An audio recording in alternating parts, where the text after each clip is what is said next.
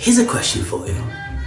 Do you ever think that you are really fucking great? Really? For those that think they're really fucking great, I hear you. Why wouldn't we? Ask yourself this question, people. Why wouldn't we think that we're really fucking great? We've got this human body to experience this incredible, beautiful world.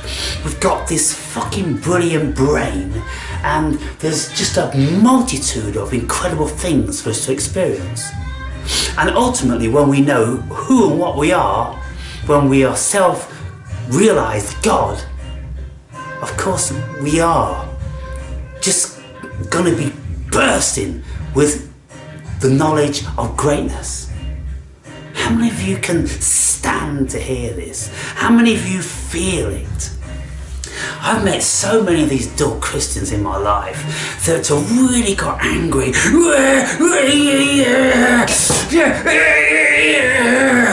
like, oh, they're fucking vile. Fucking vile. I have never met so many vile people as Christians. And all you gotta do is go, I'm God. And then if there's a fucking hammer or a machete nearby, you're doing a bit of ducking and diving, a bit of fucking weaving, a bit of boxing. So you just gotta make sure you know where all the fucking tools are before you start, having a little bit of a wind up with these Christian muppets.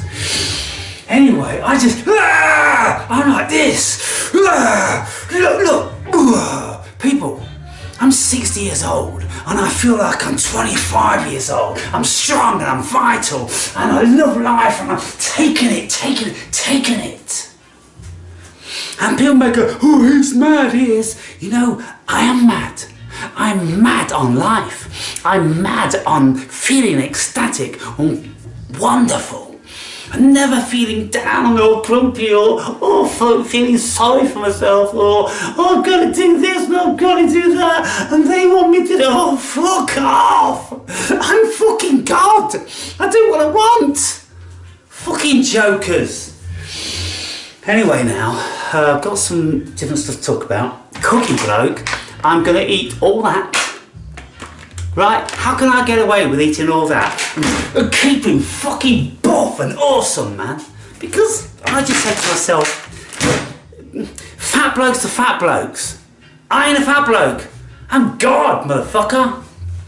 I do what I want. So every now and again, I just gotta have lashings of bacon sandwiches with beautiful thick white soft bread with mushrooms and tomatoes and brown sauce and thick lashings of butter. So that's what's coming after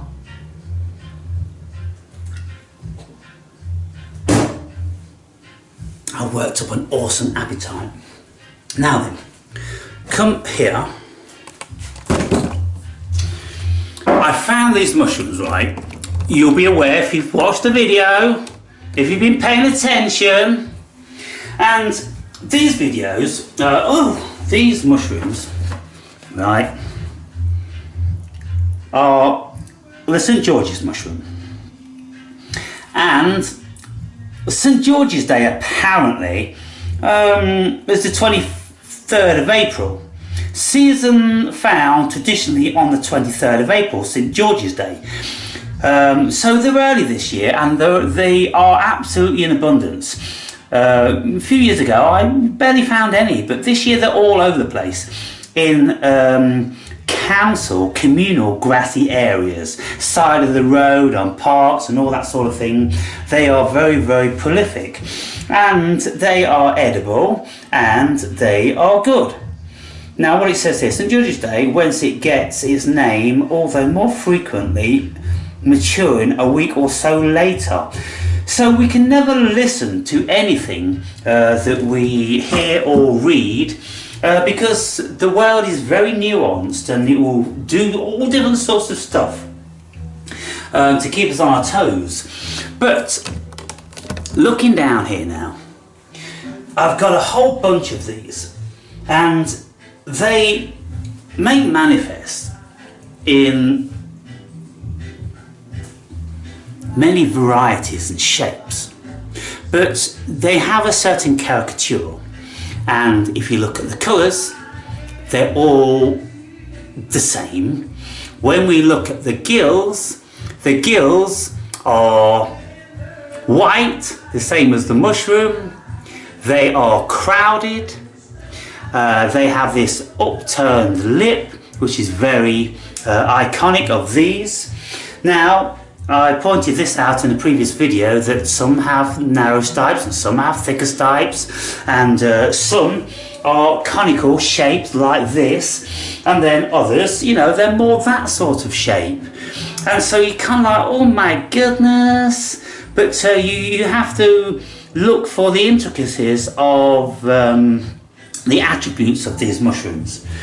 And one of the attributes is that they smell and taste like wet flour. And so I did this on another video, but if you haven't seen it,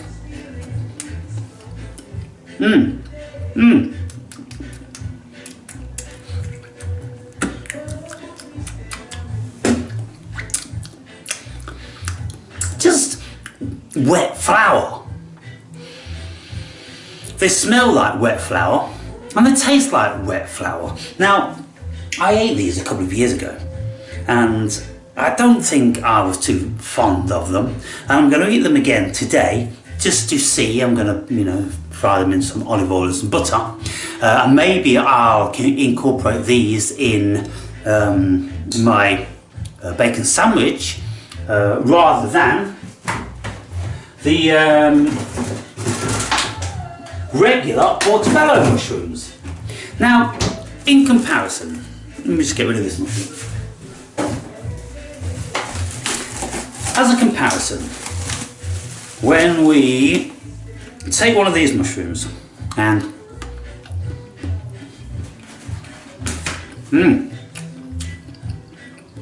sweet,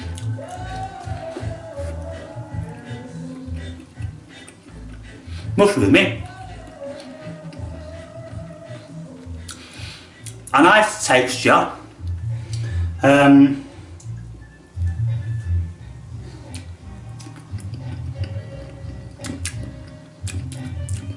no, it tastes like flour, motherfucker. I want you to taste like mushroom. The fuck is wrong with you?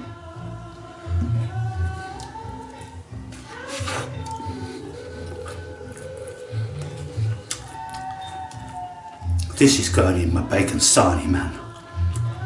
I'm not ruining my day with those, but I'm going to cook them and see, you know, what they're like, if they're saturated in butter, this and the other. Now, as well as finding those, and I'm appealing to some of you foraging dudes, I found these.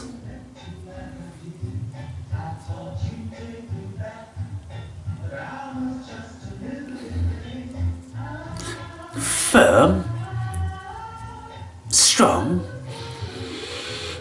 taste of it, smell of anything. Gills of different lengths. That's what you call these gills, people. They're of different lengths. And well, they're a nice mushroom, and you know, I like the idea of throwing these in a stir fry, you know, but in my book, I think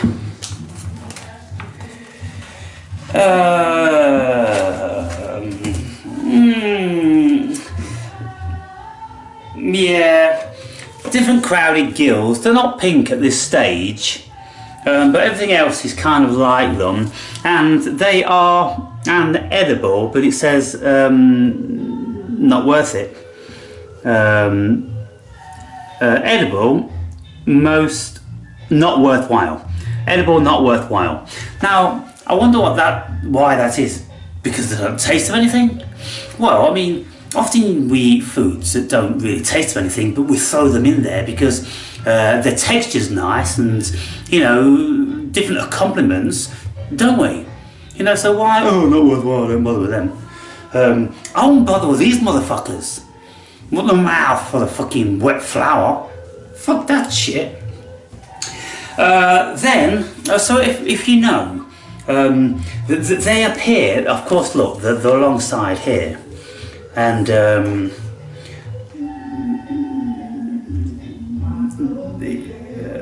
it doesn't say that they are an amethyst, but they're just very similar. Well, they're identical to the amethyst, aren't they? Except for the colour.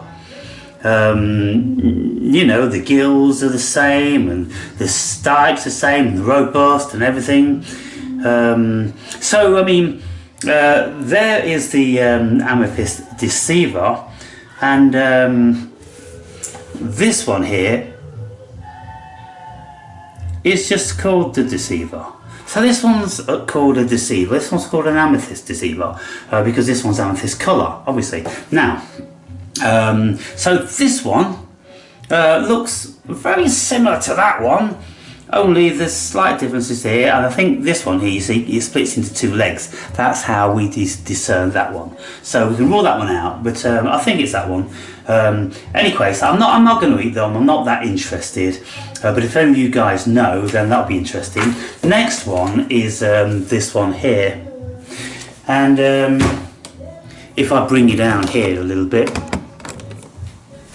got a bunch of them here, and they are looking like that on the top, and they're looking very amethyst underneath. And so I have a feeling that they are most certainly within that family. And so put those down here, and the closest I can find is the this one here, and it's a Collybia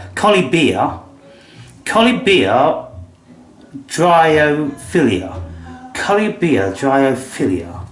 And it says edible, but not worthwhile. And so they're not growing like this in bunches, and there's no mention here about them growing in rings. Blah blah blah, distinctive, below taste. No, there's anything about them growing in rings, which is curious. And so I could continue to scout through the whole book and look on the internet, which, you know, ultimately I will do. But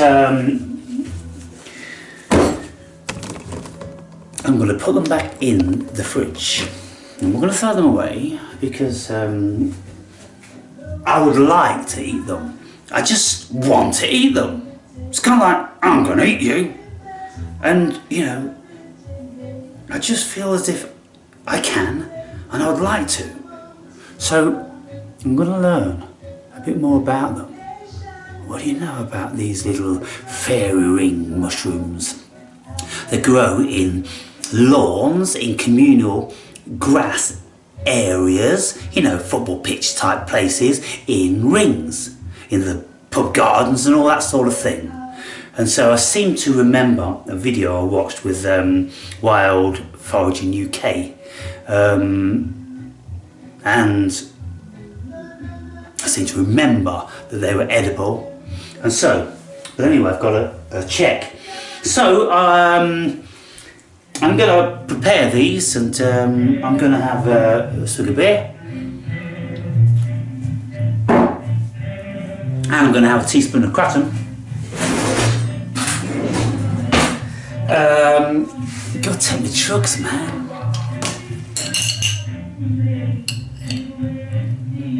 Kratom.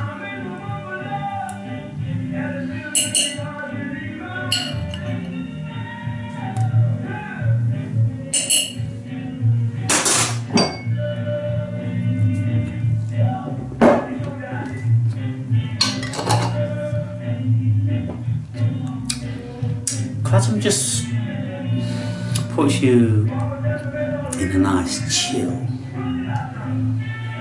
But if you lie down and you try and read, forget it. It's brilliant for meditating. You can go to the gym, you can do everything on it. You can do, you know, I wrote my whole book on it, you know, if you're standing up and you're active. But if you lie down, your body gets too relaxed and it's kind of like, you know. You see, the thing is, when we lie down, the body thinks we're going to go to sleep. Unless we're really, really vital, it will start to close the body down. So if we don't want to go to sleep and we want to read, then best not lie down. You know, that's what, you know, I've discovered. So, wow, I mean, look, the beautiful thing about mushrooms is that when we cut them and prepare them, it's satisfying.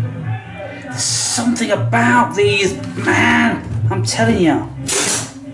And so I'm going to be pretty selective with a few. And that was a nice one, that was a nice baby. Might be a bit gritty though there, so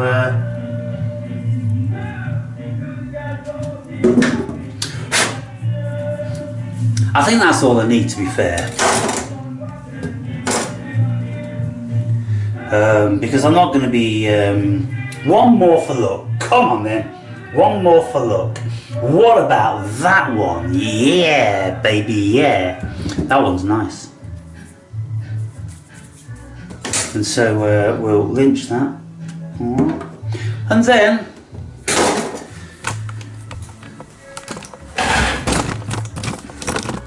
cooking bloke.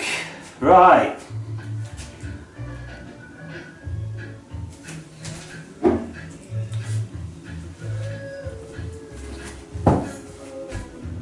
Shall we have the music a bit louder? I've got 70s reggae pop. I'll tell you.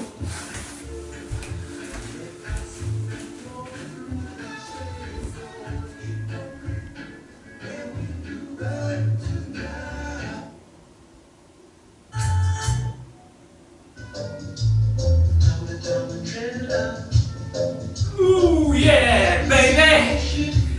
Now we're talking!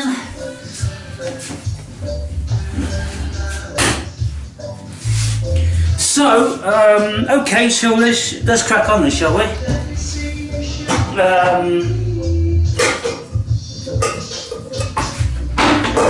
saucepan for mushrooms and 1 for tomatoes. Baking tray for bacon. Whoosh. And okay, so portobello mushrooms, British smoked back bacon,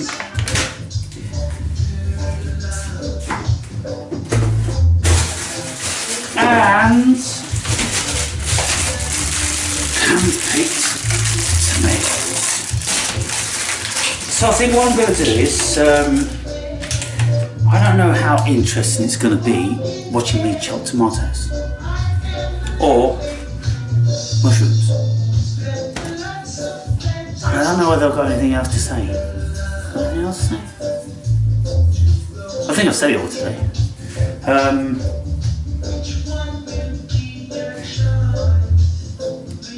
I'll stop this video, right, and then I'll start a new one, and those that don't want to sit through me chopping vegetables and rambling can go about your business.